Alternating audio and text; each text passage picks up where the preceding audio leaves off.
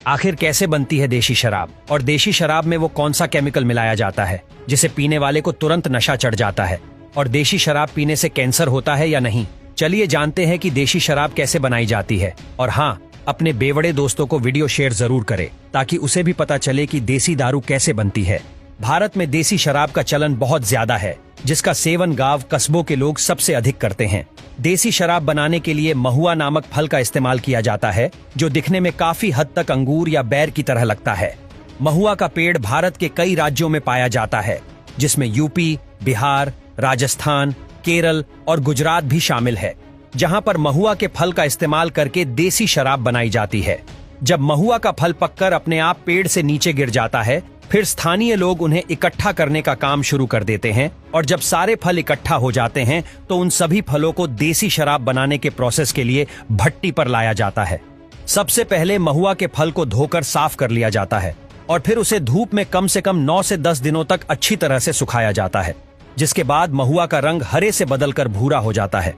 अच्छी तरह से फल सूख जाने के बाद उस सूखे हुए फल को एक बड़े आकार के मटके में भर दिया जाता है और उसमें पानी डालकर अगले 3 से 4 दिनों के लिए ढककर छोड़ दिया जाता है, ताकि महुआ का फल आसानी से सड़ने लगे।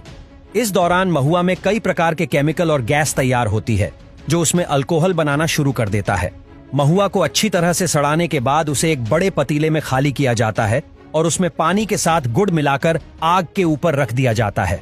इस दौरान पतीले के ऊपर एक नली के आकार वाला बर्तन भी रखा जाता है, जिसमें नीचे की तरफ एक बहुत बड़ा छेद होता है।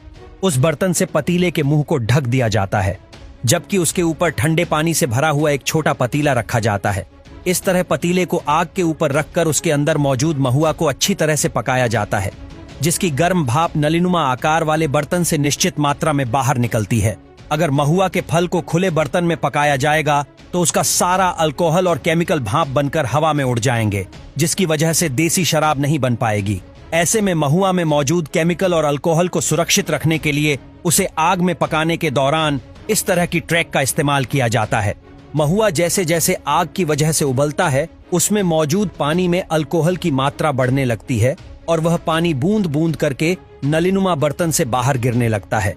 महुआ की उन बूंदों को मिट्टी के बर्तन या मटके में इकट्ठा कर लिया जाता है।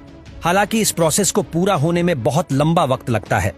इसके बाद महुआ से बनी देसी शराब को अच्छी तरह से ठंडा कर लिया जाता है, जिसके बाद उन्हें बोतल में भरकर पैक कर लिया जाता है और फिर उन्हें बाजार और छोटी दुकानों पर बिक्री के लिए भेज दिया जाता है। कई इलाकों में महुआ से बनी देसी शराब को मटके में ही स्टोर करके रखा जाता है, जिससे उसका स्वाद लंबे समय तक बना रहता है और ग्राहक अपनी जरूरत के हिसाब से फ्रेश देसी शराब खरीद सकता है। हालांकि इन दिनों महुआ से बनाई जाने वाली देसी शराब में कई तरह के केमिकल और विषैले तत्वों की मिलावट की जाती है, जिसकी वजह से शराब जहरी नहीं हो जाती है और उसका सेवन करने की वजह से कई लोगों की मौत भी हो जाती है। यूं तो शराब पीना सेहत के लिए हानिकारक साबित होता है, लेकिन फिर भी लोग समझते नहीं और अपनी सेहत से खेल जाते हैं।